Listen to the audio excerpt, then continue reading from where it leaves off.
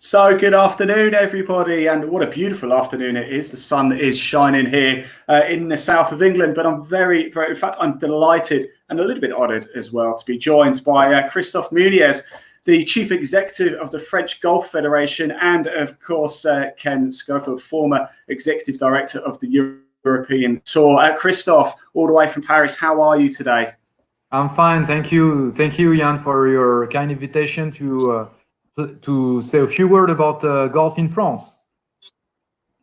Fantastic. No, it's the pleasure is all mine, believe me. And Ken, of course, from your conservatory, like myself, in the south of England. How are you today, Ken? Yes, we're doing very well, thank you, Ian, and it's wonderful to see Christophe. And I think we're all very envious of the wonderful work that he and the French Federation did to have golf come right back into full swing this week throughout all of France. Well done, Christophe. Thank you, Ken. Thank you. Exactly, wonderful words there, and very true. And the reason actually we're here today is because we know golf is back in England as well. We only obviously found out on Sunday that was going to be the case, so we left ourselves a little time to prepare. But of course, Christophe, you were lobbying hard to get golf back into France. How did you do it? Honestly, actually, it has been quite difficult to convince the public authorities in France. We all know that in the UK, golf is a very popular sport. There are a lot of golfers in England. This is not much the same in France. Even if we are lucky enough to have a bit more than 400,000 licensees, I mean, member of the federation. In addition to that, you can add an extra 300,000 occasional or recreational players. So a total of 700,000 players. But it's true to say that golf is not still perceived as a popular sport in comparison to football, tennis, cycling, and so on. So during this lockdown, the first thing we had in mind was to try to explain and to convince the public authorities that you can play golf safely. Of course, this what was at stake with this virus is to ensure that you can play golf without risking any contamination with the virus. And so we have to demonstrate and to explain that with certain rules, you are able to play golf and to play golf safely, actually. So, Christophe, just break down some of the rules that you put into place then, because golf returned in France on Monday, didn't it? Monday the 11th. So 4 days, we've had 4 days of it now. But the announcement was made back in April the 28th. So it essentially gave you a 2-week window, didn't it, to properly plan and prepare. What are the rules in place for people playing golf in France at the minute? So first, you mentioned the declaration of our Prime Minister on the 28th of April. Before that, our President, Emmanuel Macron, that was on the 13th of April, said that maybe it would be possible to start running, cycling, and maybe other sport. So we had a bit more than 3 weeks to prepare the golf club to reopen. And it's true that the 28th was really a very important date, the 28th of April, because from this date we have worked very closely with our French Minister of Sport and other minister also, healthcare, Minister of Interior, which is in charge of policing and stuff like that. And the first thing to do is to conceive a set of rules, and we all know these rules. You have to avoid using rakes in the bunker. You can't touch the flag, the pin. Right. You have to play with a minimum of 4 players. At the very beginning, we're just allowed to play with 2 players, but we've been lucky enough to explain that even with 4 players, you are safe when you play golf on a regular golf course. We had also to keep a minimum of 10 minutes between 2 groups, because in some golf club, they play every 8 minutes. So we have to ask to our golf club to for the tee time to play every 10 minutes and not less. We also have to display a lot of visual communication in the golf club, on which you can see the current rules and the rules which are explained to the players. So it's mainly the way you organize the game on the course, the way you communicate with the golfers, and the fact that you don't use any device on which you can put your hand and another player could be contaminated by putting his hand just after you. That kind of stuff. Yes, it sounds very similar in sort of England over here. We know obviously Scotland, Wales and Northern Ireland are yet to sort of give the green light for that. Now, Ken, you're involved, aren't you, at West Hills Golf Club? We were talking about that before. What sort of protocols have we got in place in England at the minute to get people playing again? Yes, well, Ian, I was very, very pleased to see that the announcement as recently as last Sunday evening by Prime Minister Johnson gave authority for the golf courses to open up in England as of Wednesday of this week. So I was very, very pleased to see that. And of course, we are in a different situation entirely really from France, where it is one government, one federation making its case, the compelling case for golf to resume. Whereas, of course, we know that we have 4 different countries within the United Kingdom, and indeed with devolved governments in Northern Ireland, Wales and Scotland, taking, if you like, different approaches. We know, for example, that golf, as we've said, has been given the green light in England, and indeed from Monday of next week, similarly in Wales. But we await Northern Ireland and Scotland. So, of course, we're in a very different situation. But obviously, I think many of the regulations or the edicts, if you like, that Christophe has mentioned, I think will be in place, certainly at our club in Surrey, at West Hill. We're 8-minute intervals, members only, and 2 balls. Similarly with, if you like, social distancing and avoiding touching any of the remaining course furniture. So I think it's pretty much as Prime Minister Johnson said, that we must stay alert and use common sense. Mm-hmm. Perhaps the sun will help. Yeah, absolutely. It always will. And as I said to you before, Ken, I think certainly over here in the UK, and Christophe, it might be the same in France, it's going to get pretty hot next week. So we're going to see a lot of people out on the course. Now, over here, I know from speaking to a number of professionals at the minute who are involved with the club, for the first week at least, it's going to be members only. Have you adopted that approach in France as well, or is that up to the discretion of the clubs, Christophe? Yeah, good point. And actually, that was a bit difficult to deal with this variety of golf clubs, because you have the private golf club, commercial or public golf club, and semi-private golf clubs. So we just set one pack of rules, one size fits all. I mean, in terms of the rules and regulation for this period, we didn't try to have different rules for different kind of golf clubs. And beyond that, and I understand, and I heard what Ken said about the group of players. Are you be allowed to play by 2 or by 4 on the golf course? The fact is that we have seen in many countries, in Canada, for instance, and also in Australia, they have started to with only a group of 2 players. And then a few weeks after, then they've been able to play again with a group of 4 players. So that could be maybe the best way to deal with this potential difficulty. It's true to say that in France, I mean, when we brought our case in front of the authorities, we have been asked to limit the number of players playing in one group at 2. And week after week, we have explained, demonstrated that it doesn't change a lot of things if you play at 4 instead of 2. You just have to keep the same rules in terms of social distancing, but you are able on the tee, on the fairway, and even on the green to play with a group of 4 players.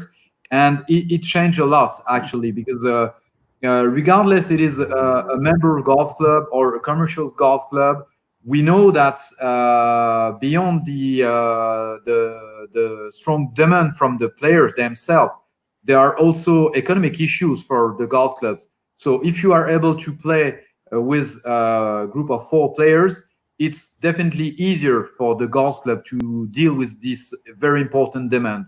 So maybe what could be done for 1 or 2 weeks, allow just a group of 2 players, but then if it's possible, then go back to group of 4 players. It's really easier for the golf clubs, that's for sure. So have you been looking at what other associations have been doing across the world, and sort of kind of taking bits what they've been doing and adopting it into your system? Yes. We have done a kind of a global benchmark, and we have worked very closely with the Swede, because in Sweden they didn't have the same kind of lockdown that we have experienced in continental Europe, and so they were a bit ahead of us. Denmark also.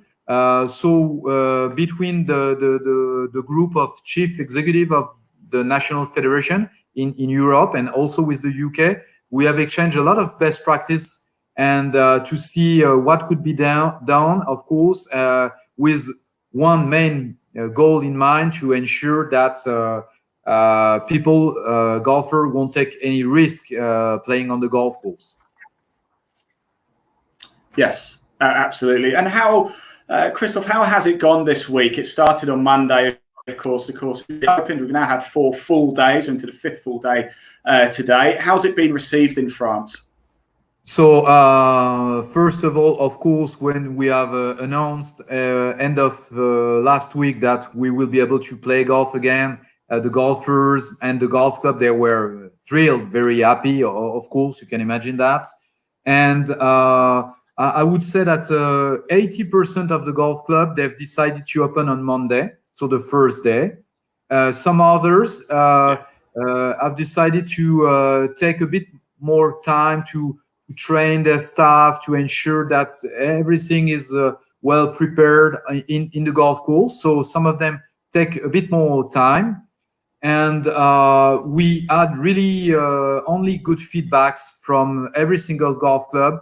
We didn't face any difficulties. The player, they were so happy to go back to the golf course that they have really followed the rules by the book, and we didn't have any incidents at all.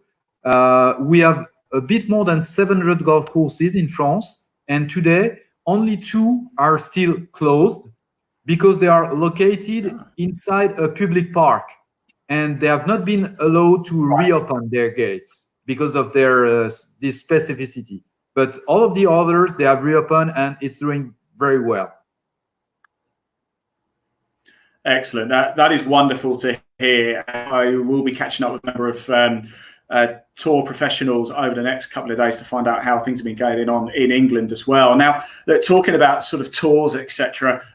Ken, obviously, you're heavily involved in the European Tour, as we know. It's looking like professional golf is going to get back underway fairly soon. I know the PGA Tour are looking to resume on the 11th of June. The European Tour at the end of April, the Ladies European Tour middle of June, and the LPGA middle of July. Do we think that's the right decision, Ken? Ian, I think it was the only decision. I mean, I really think that the government, when March 23 came with the lockdown, and indeed seeing how virtually all forms of sporting competition has really been suspended. We now know, for example, that there is much talk going on behind the scenes for renewal for the elite leagues of the Premier League, the English Championship, for example. I know through being president of the Surrey County Cricket Club that we have to await. There'll be no cricket in England before the 1st of July.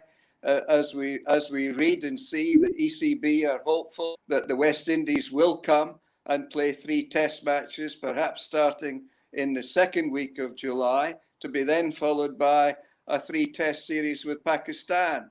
But in terms of the golf tour, I think that they've actually had to comply with really the government's lockdown and the fact that until certainly the month of July, possibly behind closed doors, because quite simply and quite frankly, the government will not permit gatherings of, I guess, more than 30 to 50 people.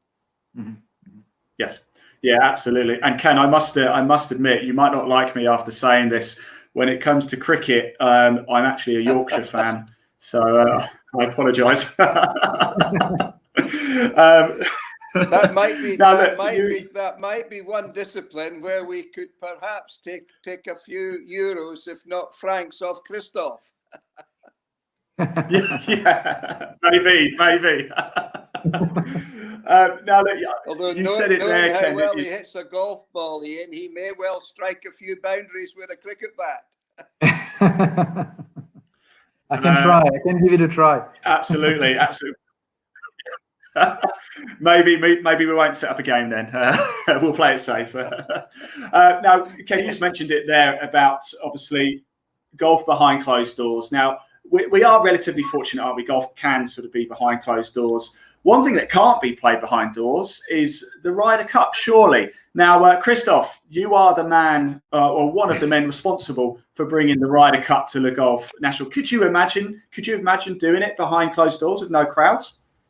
Honestly, I would say very frankly that you can play almost every single tournament behind closed doors, but not the Ryder Cup. This might be the only tournament that I wouldn't advocate for to see it played behind closed doors, because it's definitely part of the it's the DNA of the event itself, to have the public and the spectators and the crowd, the atmosphere. So I can even imagine playing a regular 72 tournament, even a very important one behind closed doors. For the Ryder Cup, if that was my decision, I wouldn't advocate for that. But I know that there is many things at stake, and it's so difficult to reschedule a Ryder Cup. So I know a difficult decision it would be. But honestly, I can't imagine a Ryder Cup with no spectators. And am I right? You guys might be able to correct me on this. Am I right in thinking the plan is for it still to go ahead, the Ryder Cup? Is that right? As far Ken, as do you know the what is on tracks? Yes. Yes. Okay, well, that would be quite difficult, wouldn't it? But anyway, go ahead, Ken. Sorry. Yep. I didn't get the question, Ian, but I suspect you were inquiring whether maybe we felt it would be possible or indeed preferable to have a Ryder Cup without spectators. Well, we know, sadly, it's along those lines. There is a precedent for delaying a Ryder Cup, and we know these were very, very sad and indeed tragic events of 9/11 going back nearly 2 decades. We know today that this is a very different type of tragedy, but it's an ongoing one. And although it's a very different time, and the PGA of America as the host for this year's Ryder Cup matches, and indeed the European Ryder Cup group, Ryder Cup Europe, will in many ways probably want to accede to the PGA of America's ideas on whether the matches should take place, and indeed whether they would have to take place behind closed doors. It's going to be a very, very difficult decision, I think, for them to take, because we know that really neither of the two captains, Steve Stricker or Padraig Harrington, or indeed many, if any of the players, would want to play with absolutely no atmosphere and no spectators. The Ryder Cup in the last 25 or 30 years, really almost since that Muirfield Village win by the Europeans under Tony Jacklin, yes, if you like, brought the Ryder Cup to notice in the United States, has become a two-way street between the players playing for no reward and not really wanting to play for any reward, and the spectators from the United States and all over Europe spending a lot of money in traveling to the matches, in taking hotel rooms to stay, and of course to purchase the tickets. So I would have thought that the idea perhaps of what happened in 2001 with a deferment for 12 months to enable the matches to take place in the tradition that they are now played is something that will weigh very heavily, I think, with the PGA of America. Yeah, certainly. It would be a terrible shame, wouldn't it, for the Ryder Cup to go ahead without fans? It really would. Now, look, gentlemen, I won't keep you. I do really appreciate you both taking time out of your days. It's an absolute pleasure, as I said before. Just before we do go, of course, Christophe, congratulations, by the way, for getting golf back into France and going forward. When do you think we'll see? Everything sort of back to normal? Retail getting back open again for club pros, being able to sell products, etc. Are you confident it will happen sooner rather than later? Yes. We had some good news yesterday. We must hope so. The golf club, they have been able to reopen their pro shop starting last Monday, which was a very good news. Regarding teaching, you are also allowed to teach individuals or group, which is also a good news for our PGA teachers. Excellent. And regarding a restaurant, clubhouse, it should be possible to reopen these facilities starting the 2nd of June. This is what we've heard yesterday. Wow. So we hope that golf is going to be back on tracks in the next couple of weeks, hopefully. Fantastic. And I'm sure you agree with me, Ken. This is something we need to keep an eye on with France for golf in England and obviously Wales, Scotland and Northern Ireland when it comes back. At the minute, of course, the PGA have stated in the UK, retail golf pro shops cannot be open. They can't be open yet. That surely will change. And I'm sure we'll keep a close eye on how it works out in France, Christophe, as well. Sure. So, yes, I think, Christophe, Ian, we must congratulate Christophe and the entire French Federation for setting such a real lead. And again, as we said at the outset of your show, we're very pleased that England has followed suit more or less immediately, with Wales to follow on Monday. We must hope that Northern Ireland and Scotland can soon follow suit. We know how golfers traditionally and historically are self-policing. I've got absolute, complete faith in the fact that the golfing community worldwide will obey the current restrictions in terms of social distancing. And hopefully we will see a continued downward trend with infection. And that not only will the courses remain open, but very soon the clubhouses and equally importantly, the professional shops and practice grounds, so that the pros can go back to their retailing and their teaching, and the clubs can go back to selling their food and their wine. And that we could get back, if not to normal, at least to a new normal that can work both physically, mentally, and economically. Good. Totally agree. Definitely. Fantastic words, Ken. Fantastic words. And absolutely. And it's positive. It's all positive. This is the wonderful thing.